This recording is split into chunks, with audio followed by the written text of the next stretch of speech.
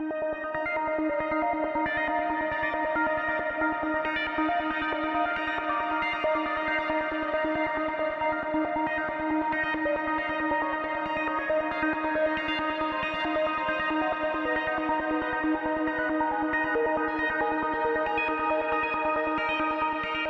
was trying to remember when we first met, and I think it was Alton Lane starting like right around the same time? So we were launching, but we still didn't have like any office space or a showroom. Right. And so Birch became our office. Right. What did you see in creating Alton Lane? What were you and Colin like, this, we've got to fill this void? Yeah, we were frustrated with the experience, and it was very difficult to get clothes that fit. There are a handful of guys out there that fit into off-the-rack clothes, and that's probably 5% of the market. For us, to get well-fitting clothes meant you needed to go custom or at least tailored, and it was just overly expensive. You know, you walk into a big box retailer, nobody really pays attention to you, or they pay too much attention to you.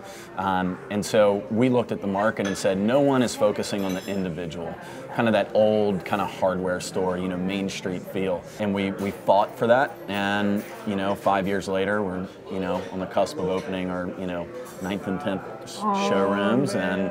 And congratulations. Yeah, so that's awesome. it's fun. It's fun. We were opening our businesses relatively around the same time, and so, you know, 2009, the recession, all that. It's a fun time. Yeah. What were your big hurdles kind of early on? Well, it's a great question. We're two guys with no fashion experience, no retail experience, that were starting a retail fashion startup in the midst of, you know, the worst economy of our lifetime. So the first hurdle was we needed legitimacy. And the surest way to legitimacy is to show results. And so we funded the business ourselves for really the first year and a half, because we wanted to show our future investors, look, from a bootstrap business, this is what we could do.